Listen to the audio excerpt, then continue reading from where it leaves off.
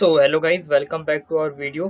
पिछले वाली वीडियो के अंदर हम ऊप्स के बायो क्वेश्चन का पार्ट 1 डिस्कस कर चुके हैं। आज हम उसके आगे कंटिन्यू करेंगे, तो टाइम वेस्ट ना करते हुए पहले क्वेश्चन पे आते हैं, जो कि हमारा क्वेश्चन नंबर 11 होगा सीरीज का।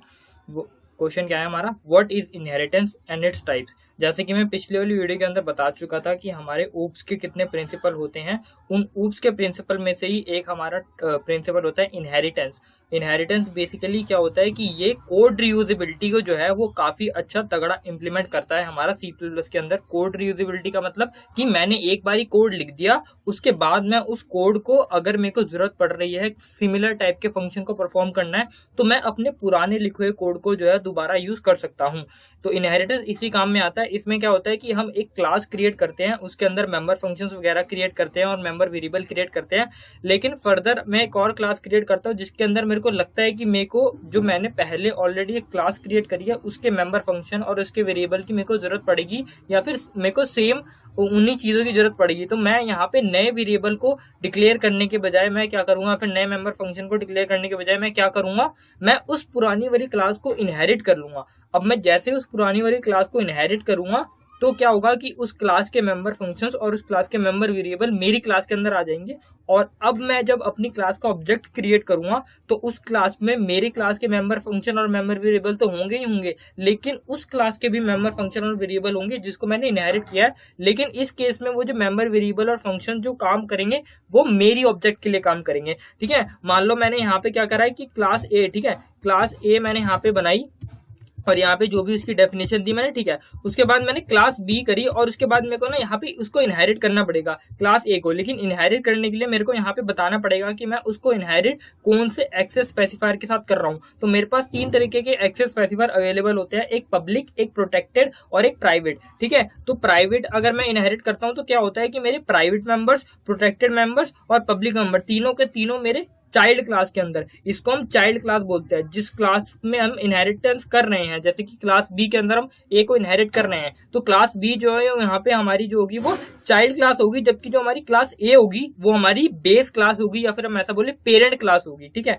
तो हम अगर यहाँ पे प्राइवेटली इनहेरिट करते हैं क्लास ए को, तो क्या होगा कि क्लास ए के तीनों एक्सेस स्पेसिफायर वाले मेंबर जो कि पब्लिक, प्राइवेट और प्रोटेक्टेड, तीनों के तीनों क्लास बी के प्राइवेट बन जाएंगे। अगर हम प्रोटेक्टेडली इनहेरिट करते हैं तो क्या होता है कि हमारे प्रोटेक्टेड मेंबर्स चाइल्ड क्लास के अंदर प्रोटेक्टेड बनते हैं और private member, public member child class के अंदर पब्लिक बनते हैं। जबकि अगर हम पब्लिकली इनहेरिट करते हैं तो प्रोटेक्टेड और पब्लिक दोनों ही मेंबर्स हमारे चाइल्ड क्लास के अंदर पब्लिक मेंबर बनते हैं। अगर आपको नहीं समझ आया तो आप एक बारी दोबारा रिपीट करके सुन सकते हो मैंने क्या बोला है। ठीक है, और उसके टाइप्स, अब हमारे इनहेरिटेंस के टाइप जो होता है वो हमको अलग अलग टाइप्स में मिलते हैं। जो सबसे पहला टाइप जो होता है हमारा इनहेरिटेंस का, वो होता है हमारे पास सिंगल इनहेरिटेंस। ठीक है, सिंगल इनहेरिटेंस के अंदर जैसे ये हमारा सिंगल इनहेरिटेंस का एग्जांपल था, जिसके अंदर हमारा एक बेस क्लास होती है और एक हमारा पेरेंट क्लास होती है।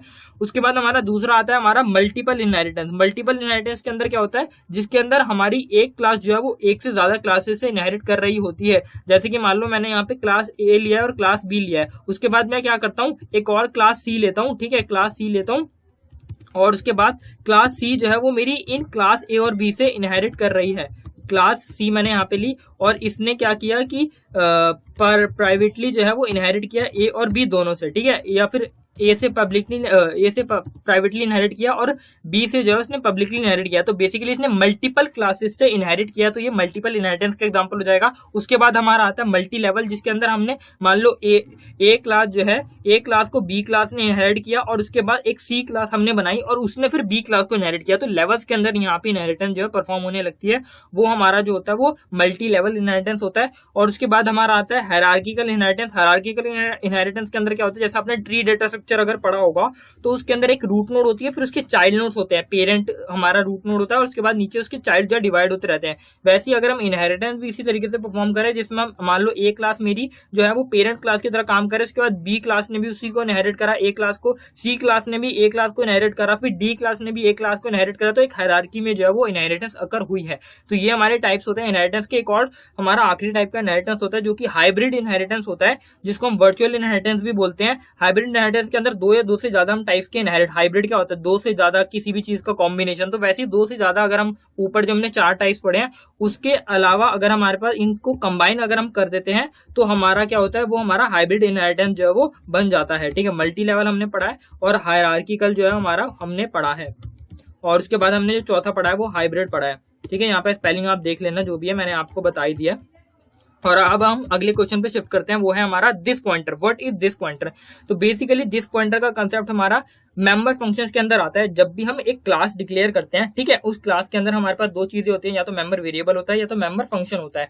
तो ये मेंबर फंक्शन के अंदर ऑटोमेटिकली जब भी हम एक क्लास का ऑब्जेक्ट बनाते हैं और उसके अंदर उस फंक्शन को कॉल करते हैं, उस क्लास के मेंबर फंक्शन को, तो अगर हम बाय चांस पैरामीटर पास कर रहे हैं तो ठीक है, लेकिन ये जो है क्लास के अंदर हर एक मेंबर फंक्शन के पास ऑटोमेटिकली एक पॉइंटर अवेलेबल रहता है एज अ पैरामीटर, जो है वो पास हो जाता है जब भी हम फंक्शन को कॉल करते हैं। ठीक है, ये बेसिकली मैं शुरुआत से बताता हूँ कि दिस पॉइंटर एक पॉइंटर होता है, ठीक है, जो कि जिसके अंदर हमारा कॉलर ऑब्जेक्ट का एड्रेस स्टोर हो रखा होता है। कॉलर ऑब्जेक्ट का मतलब कि मान लो यहाँ पे मैंने जो है एक क्लास बनाई ए, ठीक है, उसके बाद मैंने क्या किया कि मेन फंक्शन के अंदर जो है मैंने इस क्लास का जो है ऑब्जेक्ट बनाया। ठीक है, मान लो ए क्लास का मैंने जो है यहाँ पे ऑब्जेक्ट बना दिया, और उसके बाद अगर मैं क्या करता हूँ ओबीजे मान लो ओबीजे के अंदर कोई मेरे पास फंक्शन था, मतलब क्लास के अंदर कोई था सेट डेटा नाम से कोई फंक्शन था। तो अब क्या होगा कि यहाँ पे और सेट डेटा कोई आर्ग्यूमेंट भी रिसीव कर रहा था, मान लो मैं ए बी यहाँ पे इंट ए बी डिक्लेयर कर देता हूँ, तो दो इंट वैल्यूज भी वो ले रहा है। तो यहाँ पे जैसे ही मैंने ए और बी पास किया तो क्या होगा, ए और बी तो हमारे आर्ग्यूमेंट में पास होंगे, लेकिन साथ ही साथ एक मेरे पास यहाँ पे ऑटोमेटिकली इम्प्लिसिटली एक पॉइंटर भी पास हो जाता है, या फिर हम ऐसा बोले हर एक मेंबर फंक्शन के पास एक पॉइंटर रहता है जिसको हम दिस पॉइंटर बोलते हैं। और इस दिस पॉइंटर के अंदर बेसिकली क्या होता है, इस दिस पॉइंटर के अंदर कॉलर ऑब्जेक्ट यहाँ पे कौन है, जो ऑब्जेक्ट इस फंक्शन को कॉल कर रहा है, और वो कौन सा ऑब्जेक्ट है, ये ओबीजे नाम का फंक्शन है। इसका मतलब है कि दिस पॉइंटर के अंदर बेसिकली क्या होगा, दिस पॉइंटर के अंदर जो है वो एड्रेस ऑफ ओबीजे रखा हुआ होगा, जो कि हमको नहीं दिखता, ये पीछे छुपा हुआ होता है। ठीक है, तो ये इम्प्लिसिटली ऑटोमेटिकली हर एक मेंबर फंक्शन को अवेलेबल रहता है किसी भी क्लास के। तो ये हमारा होता है दिस पॉइंटर का कंसेप्ट होता है। ठीक है, अगला हमारा क्वेश्चन है what are the different type of polymorphism in C plus plus. मैं पिछली वीडियो के अंदर ही आपको बता चुका हूँ कि पॉलीमॉर्फिज्म हमारा क्या होता है। पॉली का मतलब मैनी, फॉर्म्स का मतलब बहुत सारे फॉर्म्स। तो बेसिकली पॉलीमॉर्फिज्म क्या होता है, जिसके अंदर हम एक ही चीज को अलग अलग फॉर्म्स में रिप्रेजेंट कर सकते हैं। जैसे कि हमारा फंक्शन ओवरलोडिंग का कंसेप्ट आता है, फंक्शन ओवरराइडिंग का कंसेप्ट आता है, और एब्स्ट्रैक्ट क्लासेस का कंसेप्ट आता है। ये सब हमारे पॉलीमॉर्फिज्म के अंदर आ जाते हैं। तो डिफरेंट टाइप के पॉलीमॉर्फिज्म हमारे बेसिकली दो तरीके के पॉलीमॉर्फिज्म हमारे पास अवेलेबल रहते हैं। एक तो हमारा होता है कंपाइल टाइम पॉलीमॉर्फिज्म, और दूसरा होता है हमारा run time polymorphism. Compile time polymorphism का एग्जांपल है हमारा फंक्शन ओवरलोडिंग। ठीक है, एक हमारा क्या बोला मैंने, कंपाइल टाइम पॉलीमॉर्फिज्म, और एक हमारा जो वो होता है रन टाइम पॉलीमॉर्फिज्म होता है। Run time polymorphism, compile time के मैं एग्जांपल बता रहा था आपको। कंपाइल टाइम का जो एग्जांपल होता है वो हमारा होता है फंक्शन ओवरलोडिंग, और दूसरा होता है हमारा ऑपरेटर ओवरलोडिंग। ठीक है, तो ये दोनों जो एग्जांपल होते हैं वो मेरे कंपाइल टाइम पॉलीमॉर्फिज्म के एग्जांपल होते हैं। जबकि जो रन टाइम पॉलीमॉर्फिज्म होता है उसका एग्जांपल जो होता है वो हमारा होता है फंक्शन ओवरराइडिंग। ठीक है, फंक्शन ओवरराइडिंग। बाकी ये फंक्शन ओवरराइडिंग और ये सब जो है मैं अगले क्वेश्चन के अंदर डिस्कस करता हूँ ये दोनों क्या है। यहाँ पे मैंने बस एग्जांपल दे दिया कि कंपाइल टाइम पॉलीमॉर्फिज्म क्या होता है, और साथ ही साथ हमारा जो है जो रन टाइम पॉलीमॉर्फिज्म जो है वो क्या होता है। और जो कंपाइल टाइम पॉलीमॉर्फिज्म होता है वो बेसिकली अक्सर किस चीज की वजह से होता है, अगर एग्जामिनर आपसे पूछे कि इसका रीजन क्या होता है, तो इसका रीजन आप ये दे सकते हो क्योंकि कंपाइल टाइम पॉलीमॉर्फिज्म के अंदर हमारी अर्ली बाइंडिंग होती है। अर्ली बाइंडिंग मतलब कि उसके अंदर कंपाइल टाइम पे डिसाइड हो जाता है कि कितनी मेमोरी किसको मिलनी है, किस नेम से मिलनी है, वो सब कंपाइल टाइम पे डिसाइड हो जाता है। जबकि रन टाइम पे जो हमारा ये होता है रन टाइम पॉलीमॉर्फिज्म, इसके अंदर हमारा ये इसको बोलते हैं लेट बाइंडिंग। इसके अंदर लेट बाइंडिंग होती है जिसकी वजह से रन टाइम पॉलीमॉर्फिज्म होता है, और इसके अंदर हमारा रन टाइम पे डिसाइड होता है कि किसको कितनी मेमोरी देनी है, क्या क्या चीज एलोकेट करनी है, तो वो सारा चीज हमारा रन टाइम पे होता है। अब अगले क्वेश्चन के ऊपर आते हैं, हमारा फंक्शन ओवरलोडिंग और ओवरराइडिंग एक्चुअली में होता क्या है। तो फंक्शन ओवरलोडिंग का कंसेप्ट जैसे कि मैं बता चुका हूँ कि सी के अंदर नहीं था, सी प्लस प्लस में आया। फंक्शन ओवरलोडिंग क्या कहती है हमारी, कि किसी भी फंक्शन के किसी भी दो फंक्शन के प्रोटोटाइप जो है वो हमारे जो है वो अलग अलग, मतलब किसी भी फंक्शन के अगर प्रोटोटाइप जो है वो सेम है तो वो हमारा फंक्शन ओवरलोडिंग का एग्जांपल है। अब फंक्शन प्रोटोटाइप क्या होता है, बेसिकली सबसे पहले तो हम एक शॉर्ट रिकैप कर लेते हैं। फंक्शन क्या होता है, फंक्शन की तीन चीजें होती हैं। एक फंक्शन की हमारी डिक्लेरेशन होती है जिसके अंदर हम बताते हैं कि फंक्शन का रिटर्न टाइप क्या है, फंक्शन का नाम क्या है, और फंक्शन के आर्गुमेंट्स क्या है, और कितने टाइप के आर्गुमेंट्स है। और फिर आता है हमारा फंक्शन की डेफिनेशन जिसके अंदर हम एक्चुअली कोडिंग लिखते हैं कि वो फंक्शन क्या चीज परफॉर्म कर रहा है, और उसके बाद हम क्या करते हैं, उस फंक्शन को कॉल करते हैं जो कि एक्चुअली में फिर हमको उसको यूज करना होता है। लेकिन फंक्शन फंक्शन का प्रोटोटाइप के अंदर वो हमारा डिक्लेरेशन की तरह ही होता है, लेकिन उसके अंदर क्या होता है, डिक्लेरेशन के अंदर हमको रिटर्न टाइप भी मेंशन करना पड़ता है। फंक्शन प्रोटोटाइप के अंदर रिटर्न टाइप नहीं आता, सिर्फ नाम और आर्ग्यूमेंट्स आते हैं, ठीक है। तो फंक्शन ओवरलोडिंग हमारा उसी चीज में आता है जब हमारे किसी भी दो फंक्शन के प्रोटोटाइप सेम होते हैं तो उस चीज को हम बोलते हैं कि हमने फंक्शन को ओवरलोड कर दिया। ऑलरेडी मान लो मैंने यहाँ पे क्या करा कि इंट सम नाम से मेरे पास यहाँ पे कोई फंक्शन था और वो जो है मेरे पास कोई भी इंट वैल्यू जो है वो रिसीव कर रहा है, इंट ए, ठीक है। उसके बाद अगर मैं क्या करता हूँ कि फ्लोट सम नाम से भी एक वेरिएबल बनाता हूँ और यहाँ पे इंट जो है यहाँ पे, तो आपको क्या लगता है कि ये जो है मेरा फंक्शन ओवरलोडिंग का एग्जांपल है कि नहीं?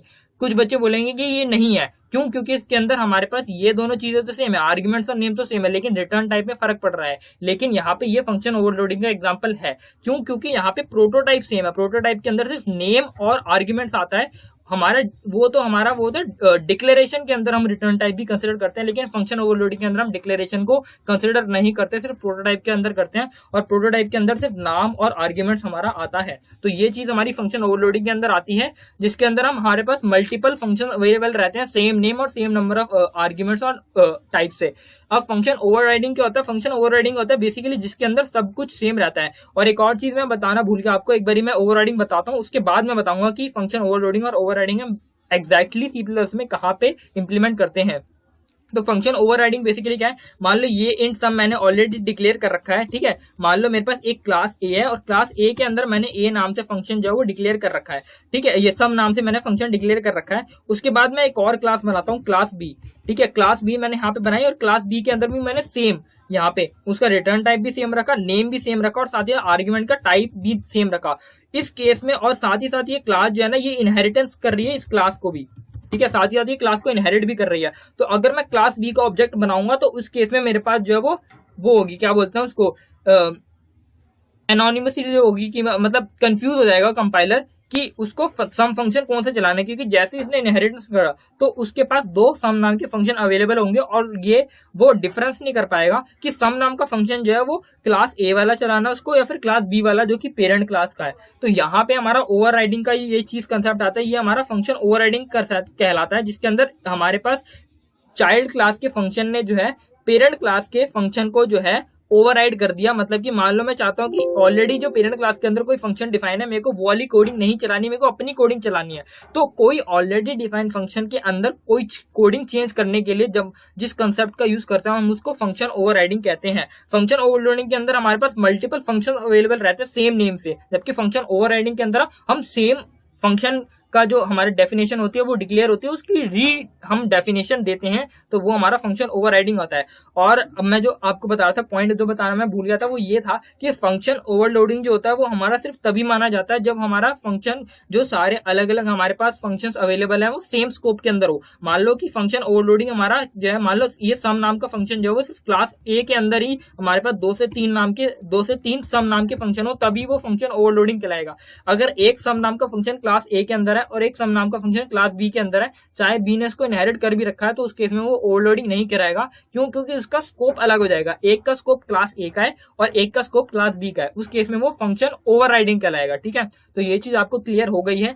अब हमारा अगला क्वेश्चन आता है वर्चुअल फंक्शन हमारा क्या होता है। Virtual function basically function overriding से ही रिलेटेड होता है। तो मैंने फंक्शन ओवरराइडिंग के अंदर जो आपको प्रॉब्लम बताई कि हमारा जो है, अब इस केस में कंपाइलर कंफ्यूज हो जाएगा कि उसको कौन सा फंक्शन चलाना पड़ेगा, पेरेंट वाला या चाइल्ड वाला। तो इस चीज को सॉल्व करने के लिए हमारे पास वर्चुअल फंक्शन का कंसेप्ट आता है।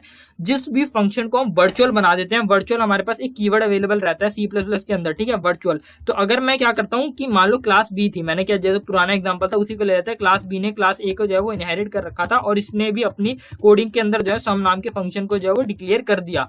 तो इस केस में अगर मैं बी क्लास का ऑब्जेक्ट बनाता हूँ, ठीक है, और उसके बाद में बी से जो है वो कॉल करता हूं सम को, तो इस केस में क्या होगा कि अगर मैं वर्चुअल फंक्शन ना यूज करूं तो ये पेरेंट क्लास को कॉल कर देगा, जबकि मैंने ऑब्जेक्ट जो है यहाँ पे बी क्लास का बनाया। बेसिकली हम ऐसे भी नहीं करेंगे, हम क्या करते हैं, एक और कंसेप्ट आता है। इसमें क्या होता है कि हम ए क्लास का ना पॉइंटर बनाएंगे, ए क्लास का क्या बनाएंगे, पॉइंटर, और इस पॉइंटर के थ्रू जो है हम इस सम क्लास को ऑब्जेक्ट को कॉल करेंगे। आपको पता ही है अगर हम ऑब्जेक्ट बनाते हैं तो मतलब पॉइंटर बनाते हैं तो पॉइंटर के थ्रू अगर किसी मेंबर को कॉल करना होता है तो हमको एरो ऑपरेटर का यूज करना पड़ता है। तो अगर हम पॉइंटर के थ्रू फंक्शन को कॉल करेंगे तो इस केस में जो फंक्शन चलेगा वो मेरा पेरेंट का चलेगा, ना कि चाइल्ड का चलेगा। क्यों?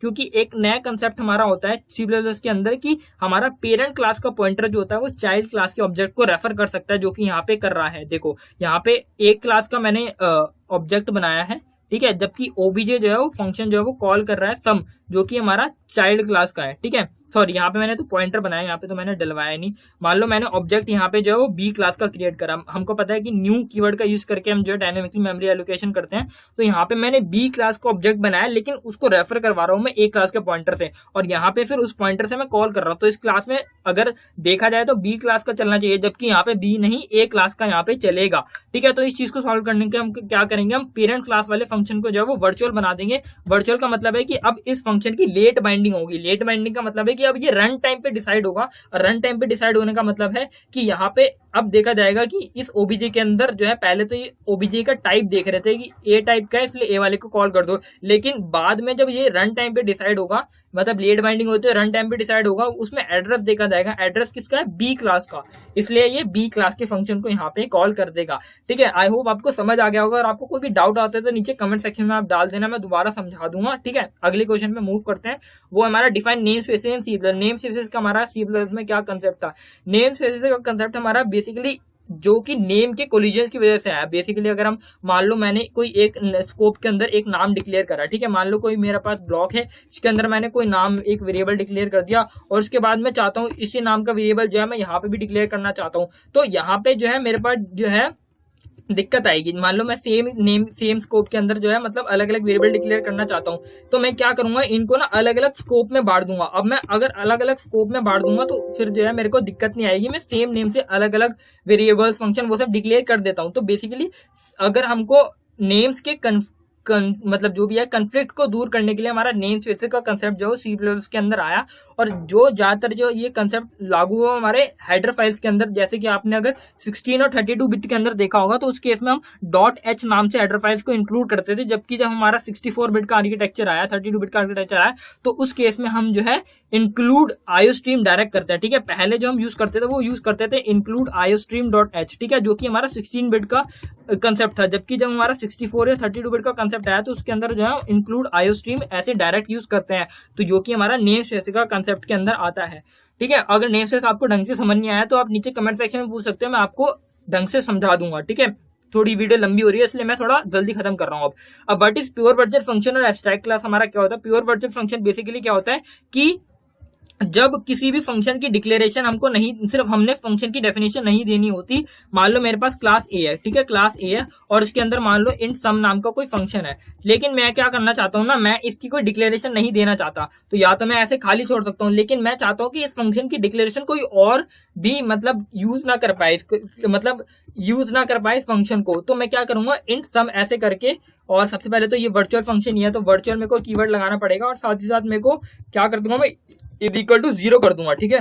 इज इक्वल टू जब मैं 0 करूंगा तो क्या होगा कि अब इस क्लास का ऑब्जेक्ट जो है वो क्रिएट कोई नहीं कर पाएगा, ठीक है। सबसे पहली बात तो ये हमारा क्या कहलाएगा, प्योर वर्चुअल फंक्शन कहलाएगा। क्यों, क्योंकि अब इसकी ये वर्चुअल फंक्शन की डेफिनेशन कोई नहीं दे पाएगा इस क्लास की बॉडी के अंदर, और जिस भी क्लास के बॉडी के अंदर एक भी वर्चुअल फंक्शन होता है वो क्लास हमारी एब्स्ट्रैक्ट क्लास बन जाती है। तो इस क्लास में एक क्लास जो है वो मेरी एब्स्ट्रैक्ट क्लास बन जाएगी, और इस क्लास का कोई भी ऑब्जेक्ट नहीं बन सकता। तो ये चीज आपको ध्यान रखनी है, एब्स्ट्रैक्ट क्लास का कोई भी ऑब्जेक्ट नहीं बन सकता, और किसी भी क्लास को एब्स्ट्रैक्ट क्लास बनाने के लिए हमको उसके अंदर प्योर वर्चुअल फंक्शन डिफाइन करना पड़ता है। सी प्लस प्लस के अंदर, जावा के अंदर हमारे पास एक एब्स्ट्रैक्ट नाम का कीवर्ड अवेलेबल रहता है, अगर हमको क्लास को एब्स्ट्रैक्ट बनाना है तो वहां पे कंसेप्ट अलग होता है। सी प्लस प्लस के अंदर जो हमारा कंसेप्ट होता है वो यही होता है। अब अगला कंसेप्ट आता है हमारा क्वेश्चन जो है वो हमारा व्हाट आर टेम्पलेट्स, और इसके टाइप्स क्या होते हैं। टेम्पलेट्स बेसिकली क्या होता है, जबकि मान लो हमने फंक्शन ओवरलोडिंग डिस्कस करा था हमारे पास, जिसके अंदर मान लो अगर हमको मेरे को सम कैलकुलेट करना 2 नंबर का, 3 नंबर का, फ्लोट नंबर का, डबल नंबर का, तो मेरे को अलग अलग नाम से फंक्शन, मतलब सेम नाम से अलग अलग फंक्शन डिक्लेयर करने पड़ेंगे। लेकिन अगर मैं सोचूं तो मैं क्या कर सकता हूं, मैं एक टेम्पलेट बना सकता हूं। टेम्पलेट का मतलब है कि मैं जनरलाइजेशन प्रोग्रामिंग, जैसे कि मैंने डिस्कस करा था कि सी प्लस प्लस के अंदर हम जनरल प्रोग्रामिंग भी डिस्कस कर सकते हैं, तो यहाँ पे हम टेम्पलेट कंसेप्ट का, टेम्पलेट का जो है वो कंसेप्ट जो है वो यहाँ पे लेते हैं, जिसमें हमको टेम्पलेट कीवर्ड का यूज करना पड़ता है, और मेरे को यहाँ पे डिक्लेयर करना पड़ता है मान लो क्लास एक्स, ठीक है। तो अब क्या होगा कि मैंने मान लो सम जो है वो डिक्लेयर करा, तो यहाँ पे एक्स सम, और उसके बाद एक्स ए और एक्स बी, ठीक है, और यहाँ पे जो है रिटर्न कर दे ये एक्स मतलब ए प्लस बी, ठीक है। एक बारी मैं समझा देता हूँ आपको क्या हो रहा है यहाँ पे, एक बारी मेरे को आप कोड करने दो। अब मेरे को अगर इस फंक्शन को कॉल करना है, ठीक है, इस फंक्शन को अगर मैंने कॉल किया सम ऑफ 2 और 3, तो बेसिकली ये क्या करेगा, ये जो है 2 और 3 का सम जो है वो प्रिंट कर देगा और ये ऑटोमेटिकली डिटेक्ट कर लेगा कि जो हम आर्ग्यूमेंट्स इसके अंदर पास कर रहे हैं वो किस टाइप का है। यही सिमिलर फंक्शन जो है वो मेरा इंट है, तो अगर मैं 3.5 और 6.7 अगर पास करूंगा तो ये इन दोनों को ऐड करके भी मेरा जो है आंसर डिस्प्ले कर देगा। मतलब कि हमने यहाँ पे जनरलाइज कर दिया इस फंक्शन को, फंक्शन ओवरलोडिंग ना यूज करी, हमने जनरलाइज कर दिया कि सब डेटा टाइप के ऊपर ये सेम फंक्शन जो है वो सेम तरीके से काम करेगा।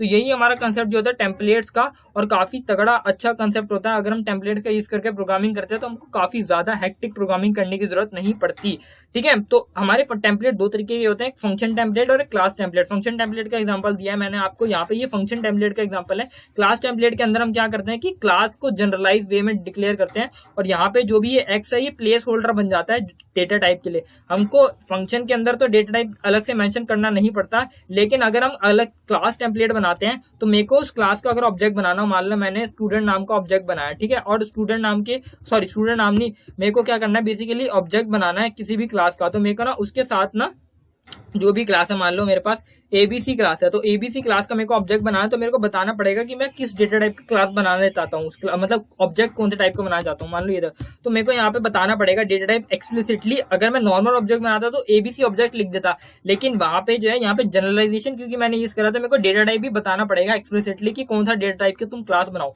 तो यहाँ पे मैंने इंट लिखा, तो क्या होगा कि अब ये ऑब्जेक्ट जो है वो इस क्लास के अंदर इंट को पास कर देगा, और जो भी क्लास के अंदर कोडिंग होगी वो इंट के हिसाब से होगी। अगर मैं यहाँ पे फ्लोट पास करूंगा तो मेरे पास ये जो है फ्लोट के हिसाब से जो भी कोडिंग जो है वो चलेगी। तो यहाँ पे जनरलाइज कर दिया, वही सारा काम सेम होगा लेकिन अलग अलग डेटा टाइप्स के ऊपर, ठीक है। तो टेम्पलेट्स बता दिए, टेम्पलेट्स के टाइप्स भी मैंने आपको बता दिए।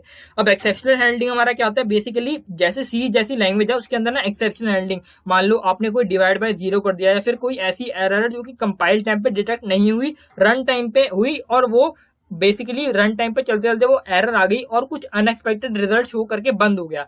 ऐसी चीजों को हैंडल करने के लिए हमारे पास सी में कोई चीज अवेलेबल नहीं होती थी, लेकिन सी प्लस प्लस के अंदर या फिर इससे बाद जो इतनी भी लैंग्वेजेस आई उसके अंदर हमारे पास एक तगड़ा कंसेप्ट आया एक्सेप्शनल हैंडलिंग का, जो कि बेसिकली क्या होता है कि रन टाइम पे जो भी एरर्स आकर हो सकती हैं, अगर यूजर ने कुछ गलत चीजें कर दी, तो उस चीज को हैंडल करने के लिए, एरर को हैंडल करने के लिए हम जो है कुछ चीजों को यूज कर सकते हैं, या फिर कुछ मेथड्स लगा सकते हैं कि अगर मान लो कोई आप एक मतलब स्टूडेंट नाम की क्लास बना रहे हो और उसके अंदर यूजर जो है डालते डालते जो है आप स्टूडेंट की वैल्यू, रोल नंबर की वैल्यू जो है सिर्फ पॉजिटिव रिसीव करना चाहते हो, लेकिन बाय चांस यूजर ने अगर नेगेटिव नंबर डाल दिया तो अगर आपने एक्सेप्शनल हैंडलिंग यूज नहीं कर रखी होगी तो आपका प्रोग्राम जो है क्रैश कर सकता है। लेकिन वहीं पे आपने बोला कि आपने माइनस सिर्फ नेगेटिव वैल्यू नहीं, आप मतलब सिर्फ पॉजिटिव वैल्यू डालना चाहते हो, आप नेगेटिव वैल्यू नहीं लेना चाहते, तो वहां पे आप एक्सेप्शनल हैंडलिंग का कंसेप्ट लगा के इस एक्सेप्शन को हैंडल कर सकते हो कि अगर बाय चांस यूजर ने नेगेटिव वैल्यू डाल दी तो उस केस में यूजर को क्या मैसेज डिस्प्ले कराना चाहते हो, या फिर प्रोग्राम को एंड करना चाहते हो, या फिर यूजर को दूसरा मौका देना चाहते हो। तो इस चीज को हैंडल करने के लिए हमारे पास सी प्लस के अंदर एक्सेप्शनल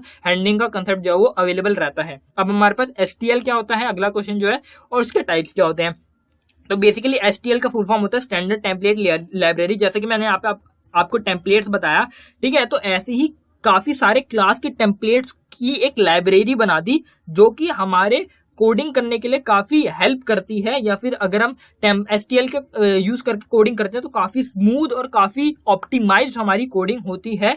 और इसी अलग अलग तरीके की क्लासेस हमारे यूज के लिए जो है वो एक लाइब्रेरी के अंदर डाल दिए गए हैं जिसको हम एसटीएल बोलते हैं। और इसके टाइप्स जो होते हैं हमारे बेसिकली, जो हमने क्या बोला कि एसटीएल के अंदर अलग अलग टेम्पलेट्स होते हैं, टेम्पलेट क्लासेस होती हैं, वो 3 कैटेगरी में बांटी गई हैं। एक कंटेनर्स होते हैं, एक आइट्रेटर्स होता है, और एल्गोरिथम्स होता है। कंटेनर्स के अंदर बेसिकली हमारे डेटा स्ट्रक्चर आ जाते हैं, एरे, लिंक लिस्ट, टैग वगैरह, जो भी हमने डेटा स्ट्रक्चर सी के अंदर पढ़े थे वो ऑटोमेटिकली क्लास के फॉर्म में इंप्लीमेंटेड होते हैं, बस हमको उसको यूज करना पड़ता है एसटीएल का यूज करके, वो कंटेनर्स के रिस्पेक्ट में आते हैं। एल्गोरिथम्स के अंदर हमने अलग अलग तरीके के एल्गोरिथम्स पढ़े थे, तो वो ऑटोमेटिकली इंप्लीमेंट हुए पड़े हैं हमारे पास इन लाइब्रेरी के अंदर, बस हमको इनकी यूज करने की देर है। और आइट्रेटर जो होता है वो कंटेनर्स और एल्गोरिथम को कनेक्ट करने का काम करते हैं, मतलब कंटेनर जो है डायरेक्टली एल्गोरिथम्स को यूज नहीं कर सकता, तो हमको इंटरमीडिएट चाहिए होता है जो कि इन दोनों को कनेक्ट कर पाए, और वो काम हमारा जो होता है आइट्रेटर करता है। आइट्रेटर बेसिकली क्या होता है, हम लूप की तरह यूज करते हैं आइट्रेटर को, लेकिन इंटरनली ये एक पॉइंटर होता है, ठीक है। तो आई होप आपको सब कुछ समझ आ गया होगा। अगर आपको कोई भी डाउट आता है तो नीचे कमेंट सेक्शन में पूछ सकते हो, ठीक है। तो अगर आपको वीडियो पसंद आए तो लाइक करना, शेयर करना और चैनल को सब्सक्राइब जरूर करना, और अपने फ्रेंड फ्रेंड से जरूर शेयर कर देना, क्योंकि एग्जाम जो है बिल्कुल वो पास आ